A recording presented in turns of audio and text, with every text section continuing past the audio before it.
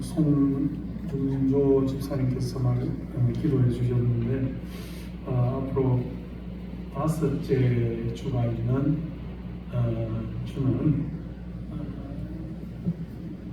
계속 장로님들이 기도하시다가 5째 주가 있으면 안수 집사님, 장로 집사님들이 기도하시도록 그렇게 우리 장로 집사님들에게도 기도하실 수 있는 문을 열어놓겠다 이런 생각을 합니다. 물론 기도가 아직 익숙지 않거나 또 공중 기도에 대해서 조금 힘들어하시면 패스할 수 있도록 하고 기도하실 수 있는 분들 또 준비가 되고 사실 어렵지는 않습니다. 기도문을 써서 앞에 나와서 기도하면 되니까 기도하시면 되지 않겠나 이렇게 생각을 합니다. 또 청년회가 이렇게 특송을 해주셔서 감사드리고 헵시바가 기본적으로 이렇게 하지만 또 이제 여성 중장단이 이제 창립이 되었고 또 구역별로 이렇게 매월 둘째 주는 공식적으로 헵시바가 없는 주간이니까 구역이 돌아가면서 특송하거나 또 우리 가족 찬양을 하거나 이런 것도 가능하다는 걸 말씀을 드리고 예배가 풍성하게 은혜가 되도록 그렇게 하시면 좋겠다 이렇게 말씀을 드립니다. 우리가 오늘 사도행전 5장을 보는데 사도행전 5장은 여호수아 7장과 더불어서 성경에서 굉장히 어두운 그림자가 있고 또 설교하면서 이 은혜를 나누기가 사실은 쉽지 않은 그런 본문이 사도행전 5장입니다. 아시다시피 아나니아와 삽비라라는 이 부부가 하나님 앞에 헌금을 하고 예물을 드리고 나서 진노를 사서 죽음에 이르게 되는 그런 끔찍한 사건이 사도행전 5장 1절에서 11절까지 기록이 되어져 있습니다. 교회는 사실은 많은 사람들이 이 교회 구성원으로 있고 또 교회 속에는 다 거룩하고 의로운 사람들만 있다라고 말할 수는 없어요. 교회 안에는 그렇지 못한 분들 또 정말 어떻게 보면 죄인들 또 자격이 없는 사람들도 교회 속에 있을 수 있죠. 그런데 죄짓고 잘못하고 범죄하고 하나님 앞에 문제가 있는 사람들이 저주를 받아서 처벌을 받고 화를 당하는 그런 일들이 기록이 되어져 있는 것이 아니라 자신의 소유를 팔아서 어쩌면 절반 이상을 드린 그런 사람들이 하나님 앞에 진노를 사서 죽임을 당하게 되었다는 것은 대단히 두려운 일이고 또 어떻게 보면 끔찍한 사건이다 이렇게 말할 수 있어요.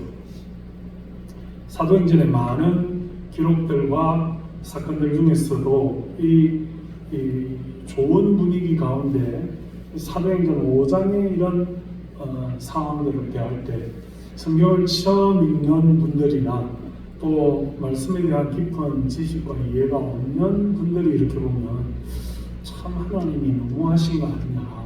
보면 헌금하고 이렇게 그 물질을 보면 탐이 날 수도 있고 또 그것을 다 드리지 아니할 수도 있고 또 뭐 지판돈의 10분의 1을 드려도 대단하다 이렇게 말할 수 있는데 상당수의 헌금을 하나님 앞에 드리고 그렇게 진노를 사서 기회도 없이 죽임을 당한다고 하는 그런 오해를 할 수 있는 그런 말씀의 본문이 오늘 사도행전 5장이다 이렇게 말할 수 있습니다. 우리가 이 말씀을 대하면서 잘 생각해 봐야 될 문제가 사람을 죽이는 살인이나 또는 간음이나 또는 이런 큰 끔찍한 주먹을 써서 발길을 써서 사람을 폭행을 하고 전치 4주, 6주, 8주 이런 상해를 입혔다고 해서 그것만이 큰 죄냐? 아니면 시기질투하고 마음에 거짓말하고 또 기만하고 속이고 그렇게 하는 것은 가벼운 죄냐 하는 것에 대한 생각을 우리가 잘 다시 한번 되짚어 봐야 될, 하나님 앞에서 믿음으로 산다, 정직하게 산다, 의롭게 산다, 바르게 산다 하는 것이 무엇이냐? 죽이고 간음하고 폭행하고 눈에 보이는 끔찍한 것만 죄냐? 아니면 마음속으로 나만 알다고 생각이 되어지는 그런 시기 질투와 거짓말이나 모함이나 그런 사기치는 것이나 협잡이나 이런 모든 것이 그 눈으로 보이는 죄보다 약하게 느껴진다고 해서 그것은 죄가 아니냐, 또는 가벼운 죄냐 하는 것을 우리가 본문을 통해서 다시 한번 생각해 볼 수 있다는 것입니다. 우리가 두 가지를 염두에 둘 필요가 있는데요. 첫째로는 과연 이 아나니아와 삽비라의 그 죄의 죄목이 과연 무엇이냐는 것입니다. 5장 3절에 보면 베드로가 이르되 아나니아야 어찌하여 사탄이 내 마음에 가득하여 네가 성령을 속이고 땅값 얼마를 감추었느냐 이렇게 말하고 있습니다. 그러니까 우리가 통상 아나니아의 잘못된 것 세 가지를 지적할 때 첫째는 4장 후반부에 나오는 4장 32절 이하에 보면 있는 무리가 한 마음과 한 뜻이 되어 모든 물건을 서로 통용하고 자기 재물을 조금이라도 자기 것이라 하는 이가 하나도 없더라. 사도들이 큰 권능으로 주 예수의 부활을 증언하니 우리가 큰 은혜를 받아 그 중에 가난한 사람이 없으니 이는 밭과 집 있는 자는 팔아 그 판 것의 값을 가져다가 사도들의 바라그 중에 그들이 각 사람의 필요를 따라 나누어 주니라. 구브로에서 난 레위족 사람이 있으니 이름은 요셉이라. 사도들이 그를 바나바라 번역하면 위로의 아들이라 하니 그가 밭이 있음에 팔아 그 값을 가지고 사도들의 발 앞에 두니라. 4장 말미에 나오는 이 바나바의 선행에 대해서 굉장히 사도들이 칭찬하고 교회가 칭송한 일이 있었더라 하는 것입니다. 그러니까 아나니아가 이 밭을 팔아서 그 판 돈의 일부를 내어놓게 된 연유가 그냥 자기가 자발적으로 성령에 감동하여 하나님과 변금을 들고 헌신해야 되겠다라는 마음보다는 무슨 마음이 들었느냐면 바나바가 칭찬을 받고 아마 성경의 기록으로 또는 성경학자들의 주석에 보면 바나바라는 사람과 이 아나니아라는 사람이 상당한 교회에 유력한 분들이었는데 이 유력한 분들 중에 바나바가 이런 선행을 행하니까 아나니아가 마음에 내가 더 인정받고 내가 더 높임을 받아야 되겠는데 저렇게 바나바가 앞서서 선행을 행하니 나도 뭔가를 보여줘야 되겠다라고 하는 그런 생각에서 이 일을 시작하게 되었더라는 것입니다. 그러니까 첫째로는 바나바가 이 자신의 재산을 팔아 헌금하게 된 동기가 거룩하고 순수한 동기라기보다는 바나바를 시기 질투하는 마음이 있어요. 바나바가 인정을 받으니 나도 그렇게 좀 인정을 받아야 되겠다라고 하는 그런 마음이 이 아나니아에게 있었더라는 것이고, 두 번째 아나니아의 범죄 사실은 이제 집을 팔고 밭을 팔고 이렇게 하니까 그 돈이 상당했을 거 아닙니까? 누구든지 뭐 지금보다야 부동산이나 이런 밭의 가격이 크지 않았을 것으로 생각이 되어집니다. 그렇지만 어떻게 보면 누구든지 고대로부터 지금에 이르기까지 집이나 밭은 생업의 상당 부분이거든요. 모든 재산의 대부분이지 않겠습니까? 그랬을 때 그것을 팔아서 재물로 바꾸면 그 재물이 굉장히 사람에게 탐심을 유발하게 되어 있다는 것이죠. 처음에는 동기가 모든 재물을 다 드려야 되겠다 이런 계획에서 출발을 했겠지만 막상 팔고 보니 그 돈의 액수가 굉장히 마음의 탐심을 유발하기에 충분했다는 것을 보여줍니다. 그래서 첫 번째는 시기질투가 동기가 되어서 일을 시작했다는데 범죄 요소가 있고, 둘째로는 그 재물을 눈으로 보고 나니 그 물질에 탐심이 생겨서 범죄했다라는 동기가 있고, 세 번째는 이제 거짓말을 하게 되고 속이게 되는, 사도들 앞에 그 물질을 내려놓고 하나님 앞에 헌납을 하게 될 때에 이것이 내 밭을 판 돈의 전부냐, 내 땅 판 돈의 전부냐라고 했을 때 예, 그렇습니다 라고 거짓말을 하였다, 속였다, 기만했다 하는 것이죠. 어떻게 보면 그런 시기질투라는 제목이나 또는 탐심이라는 제목이나 또는 거짓말하고 속이는 제목이 나만 알면 그게 큰 문제가 되겠느냐 하는 그런 생각을 하게 됩니다. 그렇지 않아요. 우리가 만약에 이런 아나니아와 삽비라의 제목을 하나님 앞에 처벌을 받아서 죽게 된다면 살아있을 사람이 몇이나 되겠어요? 여러분 가운데 시기질투가 나는 없다, 완벽하다 그렇습니까? 또 나는 탐심이 전혀 없다 그렇게 말할 수 있어요? 또 나는 거짓말 한번 해보지 않았고 남에게 기만하지 않았다 하고 그렇게 말할 수가 있습니까?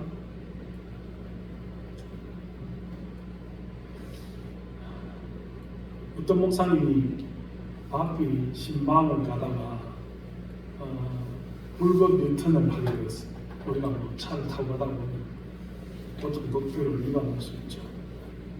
지금 요즘의 이야기가 아니고 요즘은 대부분 교통경찰이 이렇게 위반하는 차를 잡아서 스티커를 발부하는 일이 잘 없습니다만, 옛날에는 이 위반 카메라가 없을 때는 경찰들이 곳곳에 숨어 있다가 이렇게 단속도 하고 또 이렇게 차가 잘못하면 뒤에 따라와서 이렇게 세우기도 하고 그랬죠.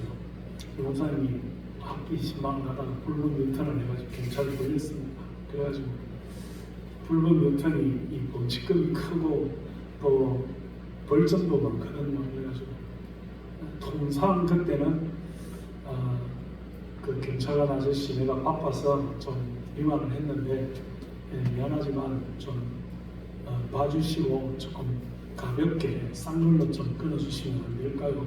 그렇게 사정을 했다고 합니다.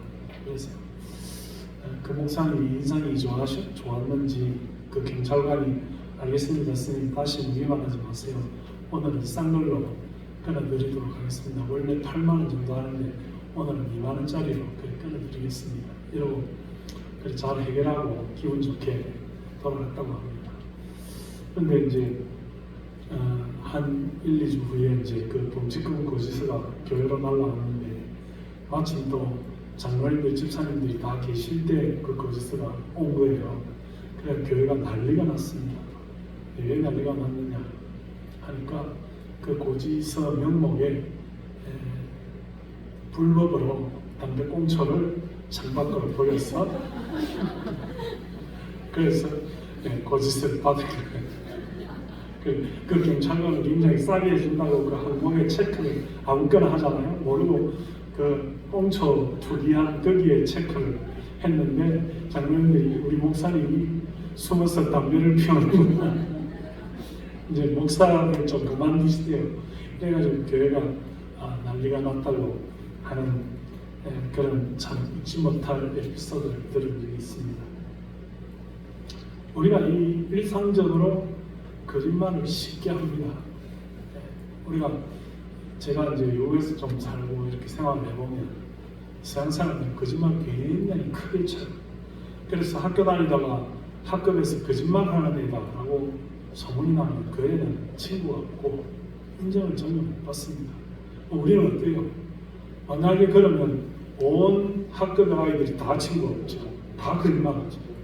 그러니까 이제 어떤 학자들이 그런 말을 해요. 우리가 일제시대에 하도 일본 순사한테 거짓말을 많이 해가지고 그때는 거짓말 하는 게 애국이어가지고 36년 동안 거짓말을 하다 보니까 이 거짓말이 이 체질화가 되어가지고 거짓말 잘하는 민족이 됐다 이겁니다.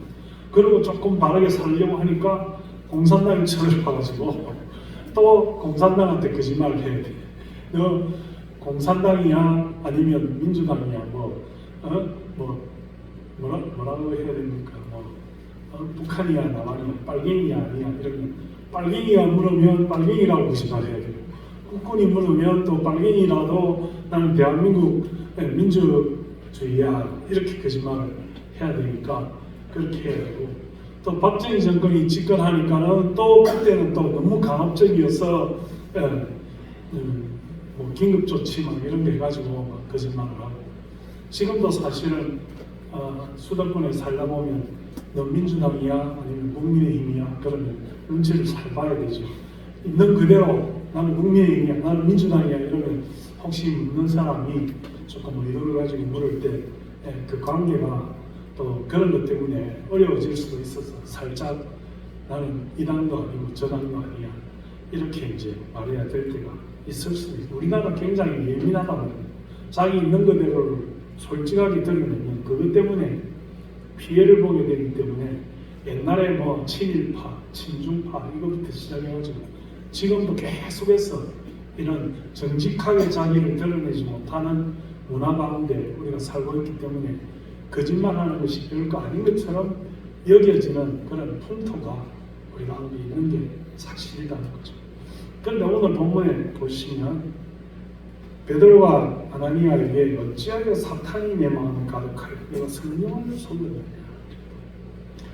초대교회가 시작된 가장 출발점에는 뭐가 있냐면 성령의 충만이 있습니다. 우리가 믿음 생활을 하고 신앙으로 살고 교회 안에 있다는 것은 성령의 충만이에요. 목사님 오늘 그런 얘기 처음 들어보는데요. 나는 성령의 성자도 잘 모르는데요.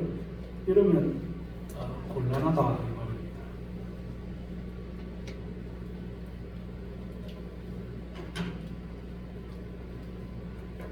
내가 성령에 충만하지 않으면 누가 그 빈틈을 이용하게 됩니까? 성령에 충만하지 않다면, 내가 성령을 모른다면, 내가 성령의 지배를 받지 않는다면, 내가 성령을 요청하지 않는다면 악령이 우리를 틈을 타게 됩니다. 악령이, 사탄이 오늘 본문에도 아나니아의 가장 잘못된 동기 중에 하나는 어떻게 보면 시기 질투하고 어떻게 보면 재물에 대한 탐심을 가지고 있고 어떻게 보면 거짓말을 해서 속이고 여기에 포인트가 있는 게 아니라 성령이 떠나가고 그 마음에 뭐가 충만했습니까? 사탄이, 악령이 충만했기 때문에 그렇다. 그래서 그의 잘못은 사람들에게 거짓말한 것이 아니고 베드로의 말대로 뭐라고요? 땅이 그대로 있을 때는 네 땅이 아니면 판후에도 네 마음대로 할 수가 없더냐. 어찌하여 이 일을 네 마음에 두었느냐. 사람에게 거짓말한 것이 아니고 하나님께로다. 누가 아나니아와 삽비라에게 땅을 팔아서 집을 팔아서 하나님께 드리라고 강요한 적이 있나요? 예수님은 복음서에 보면 두렵 번의 과거의 헌금을 칭찬하셨어요. 그게 한 고드란트, 화폐가 칠빠져서 140원 정도밖에 안 되는 그런 데. 하나님은 우리에게 큰 금액을 요청하지 않으셨어요. 하나님은 우리에게 모든 땅을 팔아서 하나님께 응답하라고 하지 않으시는 하나님. 하나님은 가난하지 않으세요. 우리의 물질을 바라지 않으세요. 제가 이런 말씀 드린다고 해서 오늘 헌금 10,000원 하려고 했는데 1,000원만 해야지. 혹시 그런 분이 또 계실지는 모르겠습니다만, 제가 한 번도 여러분들에게 우리가 하나님 앞에 헌금 드리는 것이 중요한데 여러분 최소한 이 정도 드리세요 이렇게 말한 적이 있나요? 얼마를 드리세요 그런 적이 있나요? 물론 때로는 교회가 좀 어려워서 우리가 부속 건물 있잖아요. 세를 주고 있잖아요. 부속 건물에 세를 받아가지고 우리 교회가 이제 부채 이자를 이렇게 내서 감당을 하는데 아시다시피 SK텔레콤이 우리 부속 건물 1층에 상가에 있다가 나가고 나서 공실로 한 6, 7개월 이렇게 비어져 있었어요. 그래서 할 듯 나갈 듯 하다가 잘 안 나가고 이래서, 왜냐하면 우리가 술 팔고 뭐 이런 영업을 하는 집은 안 된다, 이렇게 늘 안 된다 하는 조건이 많거든요. 좀 뭐 예를 들어서 뭐 이런 밥집이라든지 또 시끄럽게 하는 그런 이런 거를 또 제외하고 이렇게 하니까 사실 잘 안 됐어요. 그래서 어려움이 많아가지고 우리 집사람하고 목사님들 중에 이런 상가 교회를 운영하는 분이 계셔가지고 우리가 직접 한번 해보자, 이렇게 안 나가니 우리가 카페를 해보든지 무슨 샌드위치 가게를 해보든지, 아니면 뭐 제가 그 청라에 가서 백채 김치찌개 한 먹어보니까 김치찌개가 맛있어요.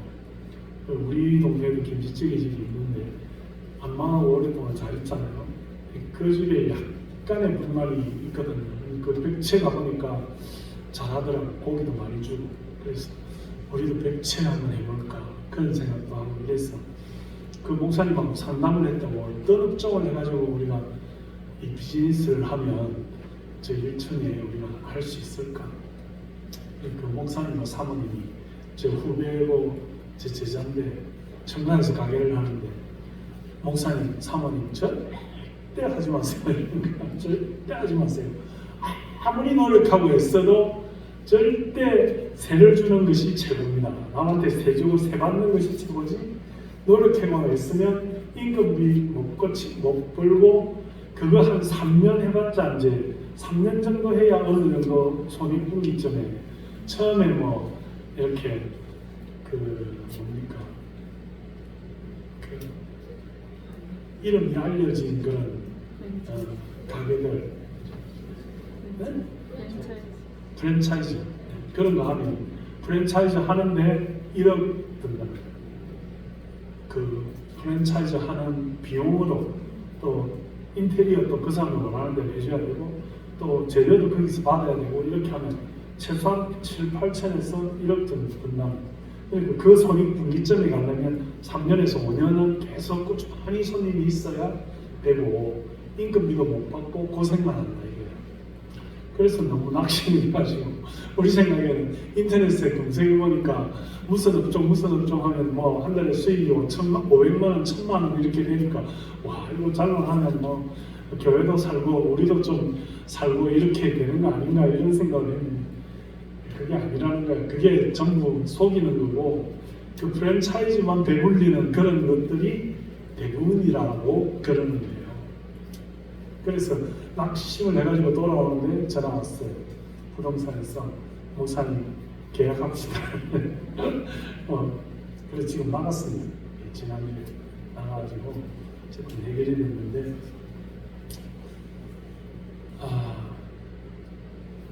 우리가 이 세상을 살면 물질이 있어야 되죠. 힘이 듭니다. 물질 때문에 힘들어요. 그런데 보세요. 이 지금 초대교회는 사람들이 이 공동체 생활을 하니까 돈이 많이 들잖아요. 함께 모여서 먹고 자고 집을 내놓고 뭐 다락방에서 함께 생활하고 이렇게 하면서 굉장히 지출이 많아지잖아요. 그렇게 하니까 사람들이 이제 유력한 사람들이 밭을 팔고 집을 팔고 이래서 교회 앞에 필요를 따라 공급하고 나눠주고 이런 일들을 했다 이 말입니다. 제가 지난주에 설교할 때 그 얘기를 조금 했는데, 여러분에게 예수 믿으니까 집 팔고 뭐 재산 잡히고 뭐 내려놓으라 그런 얘기하면 아마 여러분들이 교회 안 나오고 시험 될 때 딱 실상이죠. 그 얘기를 하는 것이 아니에요. 여러분들의 믿음이 그 정도 되려면 우리 교회들 중에 한 명, 두 명 있을까 말까. 그러니까 제가 그 대안이 뭐냐면 마음으로 내게 주신 모든 재산은 하나님 거다. 내 소유로 등기가 되어 있고 내가 은행에 내 명의로 되어 있지만 하나님이 필요로 하신다면 나는 언제든지 하나님의 필요를 따라 열심히 드릴 각오가 되어 있다. 내놓으라는 게 아니고 마음에 그런 마음을 가지고 내가 가지고 있는 모든 재산이 내 소유로 죽을 때까지 내가 관속에 가지고 갈 거야. 이게 아니고 우리가 하나님 앞에 부름받으면 다 누군가에게는 흩어놓아야 될 재산이지 않습니까? 그러니까 그게 원칙적으로 근본적으로는 하나님의 것이다. 내가 세상에 올 때 아무것도 가지지 않은 채로 왔고 내가 하나님의 부름을 받을 때 아무것도 가지지 않은 것으로 가니까 하나님께서 필요로 하신다면 내가 언제든지 드릴 수 있는데 한꺼번에 다 내놓으라고 하지 마세요. 조금씩 내가 드릴 테니까 그런 마음만 가지고 계시면 된다. 제가 말씀을. 왜냐하면 여러분 믿음의 수준이 그 정도예요. 여러분 믿음의 수준. 여러분들이 다 재산 내어놓고 집 팔고 다 하나님의 성전에 헌신하라 이러면 누가 하겠냐는 거지. 그런데 근본적으로는 우리가 말씀드렸잖아요. 안전뱅이에 손을 잡고 응가가면 내게 없거니와 내게 있는 것으로 내게 주는 예수 그리스도의 이름으로 일어나 걸어라. 이렇게 하는 것이 하나님의 교회다 하는 거예요. 약한 자, 도움이 필요한 자, 주위에 예수 그리스도의 이름이 필요한 자들에게 일으켜 줄 수 있는, 스스로 일어나 그렇게 할 수 있는, 그래서 복음을 전하고 그들을 사랑하고 그들에게 예수를 말하고 그들의 도움이 되고 구체적으로 그 손을 잡고 일으킬 수 있는 그런 것이 교회다 하는 것입니다. 그런데 그런 교회 속에서 그것도 내 마음대로 할 수 없는데 무엇이 우리를 그렇게 만드느냐 하면 내 속에 성령이 충만할 때 그렇게 할 수 있다 이 말입니다. 믿습니까? 내 속에 성령이 충만, 성령 오시기를 구해야 성령으로 살아야 순간순간의 결단과 결정들이 성령 하나님께서 도와주실 수 있도록 그렇게 믿음 생활을 하는 것이 우리의 신앙생활입니다. 내 의지로, 내 결단으로, 내 생각으로, 내 노력으로, 내 가지고 있는 지식과 경험으로 하는 것이 아니라 성령 하나님이 나를 도우시고 나를 변화시키고 나에게 역사하시고 나를 말하게 하시고 나를 통제하시는 그런 경지에 이룰 수 있는 그런 신앙이 되어야 된다. 근데 성령이 우리 가운데 오시려고 하면 1차적으로 뭐가 일어나야 됩니까? 성령 하나님이 내 속에 오시려고 기도하며 내가 진정으로 원하면 성령 충만한 사람이 되기를 원한다면 그 전에 선행되어야 될 조건이 뭡니까? 여기 죄가 없어요. 죄를 씻어요. 죄를 내려놔요. 근데 그 죄를 해결하려면 살인죄, 간음죄, 도둑질하는 것, 폭행 이런 눈으로 보이는 것뿐 아니라 하나님을 기만하는 시기질투, 거짓말하는 죄, 탐심 이거는 심리적인 거야. 전혀 겉으로 남에게 드러나는 죄가 아니에요. 그럼에도 불구하고 그것이 중요한 이유는 하나님을 의식하고 살아야 되는데 하나님을 의식하고 살지 않기 때문에 그게 별게 아닌 것처럼 여겨지는 거예요. 성령이 계시고 하나님이 코란데오처럼 before God, the face of before God, 하나님의 얼굴 앞에서 내가 살아가는 그 인생이 되어야 되는데 하나님 못 보실 거야. 내 마음으로 하는 생각하면 어떻게 알아? 아까 예화라고 우스개로 말했지만 그 목사님처럼 유턴을 했는데 경찰한테 그 유턴한 죄를 없애고 다른 싼 걸로 끊어주세요. 이것도 거짓말이에요. 그렇잖아요. 그러니까 그 거짓말한 결과가 보통 사람들한테는 아무런 문제가 안 되겠지만 목사님이기 때문에 담배꽁초를 불법으로 창밖으로 버렸다 이래가지고 더 큰 문제가 됩니다. 물론 유턴한 걸 가지고 목사 그만두라는 소리를 안 하겠지만 목사가 숨어서 담배 피우고 창밖으로 담배꽁초를 버리면 목이 그만둬야지.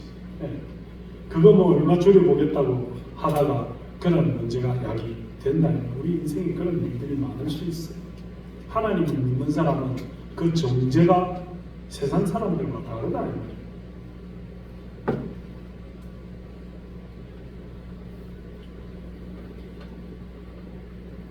하나님보다 사람을 더 의식하고 동기가 흥금하게 된 동기가 하나님 내가 이 모든 것이 하나님 것이니까 하나님께 드릴게요. 근데 팔로우머니 나도 살아야 되기 때문에 절반은 내 삶을 통해서 세이브를 하고 나머지 절반을 하나님을 위해서 드리겠습니다. 누가 뭐라 하겠어요?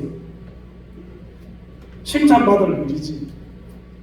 그런데 이 사람이 하나님께 드리지 않고 하나님을 의식하지 않고 사람을 바라보고 칭찬받으려고 하나님보다 더 인정받기 위해서 그런 동기 속에서 하나님 앞에 헌물을 드렸더라.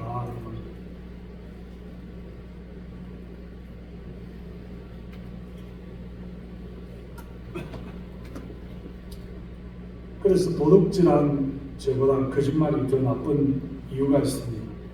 사람을 속이고 성령까지 기만합니다. 도둑질하면 눈으로 드러나지 않습니까? 내가 볼펜을 남의 것을 가져왔습니다.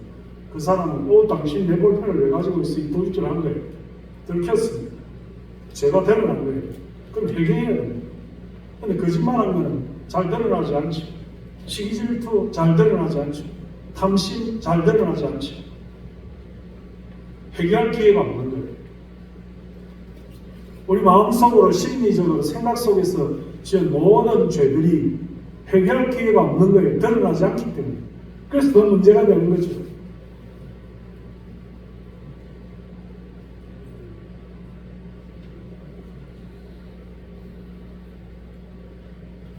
삽비라의 죄는 무엇입니까?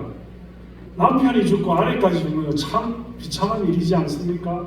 그런데 뭘 지금 지적하려고 합니까?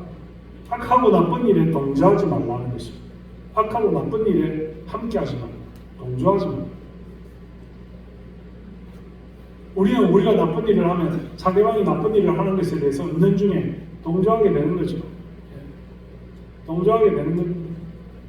길바닥에 어떤 사람이 가다가 신호를 보고 빨리 뛰어가다가 주머니에서 동전이 왕창 쏟아졌습니다. 그 사람이 주술 시간이 있어 빨리 갔어요. 이 옆에 사람이 막 하나둘 주워가지고 자기 주머니에 넣습니다. 그러면 그 사람이 나쁜데 나도 동조하는 거예요. 나도 동전 주스에서 내 주머니에 넣는 거예요. 그런 거예요. 나쁜 일을 하는 것에 대해서 어떤 마음의 가책을 느끼고 그것에 대해서 금지하지 않고 함께 나쁜 일에 동참하게 되는 그런 일들을 말하는 것입니다. 동일한 범죄로 간주되는 것입니다.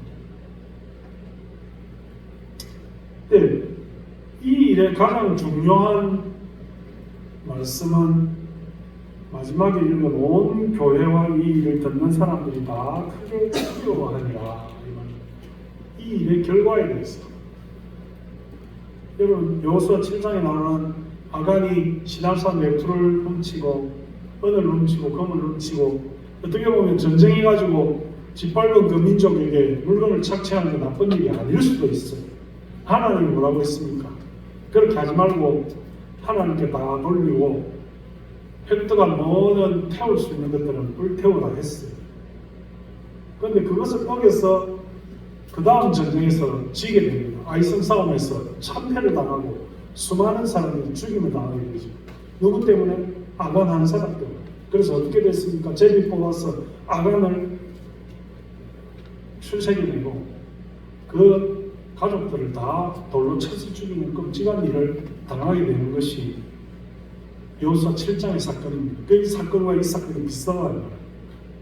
공동체의 순수성을 유지하기 위해서 하나님을 기만하고 공동체를 위험에 빠뜨리는 모든 일을 정죄하는 하나님 앞에 성결된 삶을 살기 위한 그런 방편으로서 오늘 이 말씀을 우리에게 주었다는 것입니다.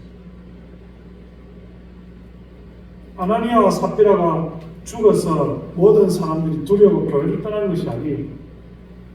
그 사건을 일벌백계로 여기고 하나님을 두려워하게 되었더라. 이 말은 경외하게 되었더라. 하나님은 사랑의 하나님이지만 우리가 하나님의 그 사랑을 빙자해서 너무 방자하게 하면 안 된다. 여러분, 사람 사이에 끔찍한 사건들이 얼굴 모르는 남하고 일어나지 않고 면식범의 소행이 대부분입니다.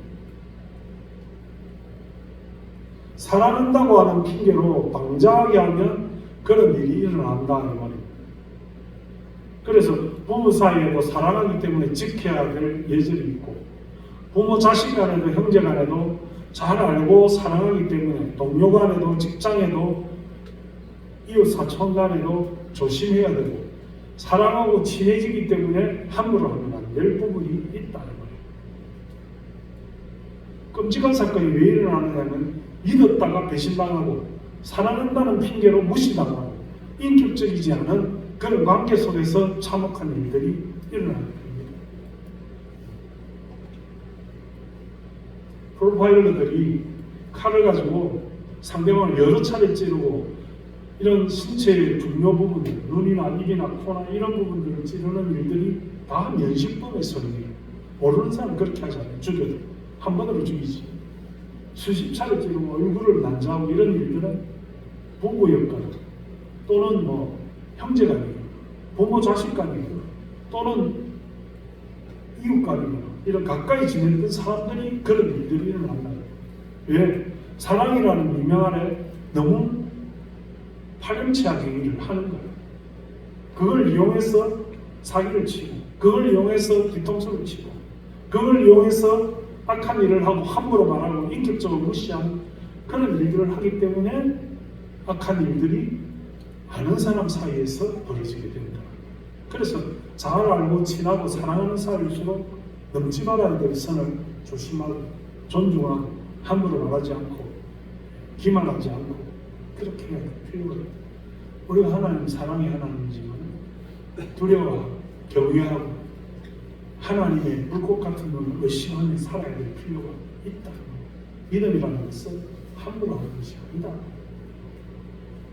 그래서 우리가 하나님 앞에 이 헌금 생활, 하나님께 드리는 이 생활, 하나님을 기만하지 않는 생활, 성령을 속이지 않는, 악령의 지배를 받지 않는 이런 일들이 우리 굉장히 중요하다는 것을, 교회라는 공동체에 이런 일들이 일어나지 말아야 될 것을 강력하게 공부하는 말씀이 오늘 사도행전 5장에 기록이 되어져 있다. 서로 함께하고 서로 사랑하고 서로 존중하고 서로 공동체를 통해서 믿음으로 살고 서로 아껴주고 서로 위로의 말을 하고 격려하며 사는 얼마나 좋습니까?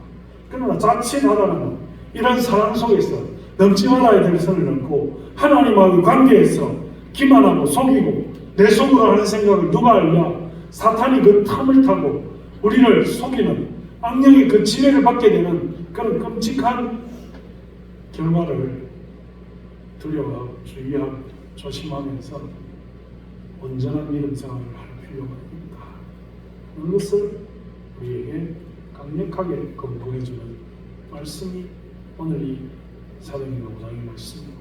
우리 모두는 여기에서 제외되고 나하고 관계없어, 나는 이런 일과 아무 문제가 없어, 거리낌 없어 이렇게 자신을 사람이 없다 이 말입니다. 모두는 하나님 앞에 우리가 소득의 10분의 1 드리는 것은 그것은 내 마음대로 할 수 있는 일이에요.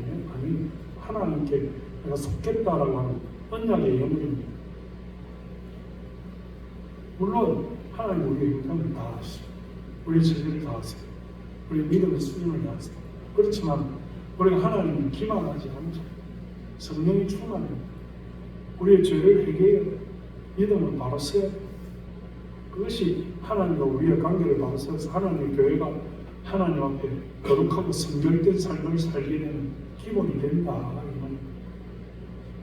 교회가 시작되면서 이런 문제들이 굉장히 중요하고 하나님과 사람 사이의 관계들이나 우리가 사람을 대할 때 시기 질투하지 말아야 될 것, 탐심을 내지 말아야 될 것, 거짓말하지 말아야 될 것에 대한 하나님 강력한 권면이 오늘 이 사도행전 5장에 기록이 되었습니다.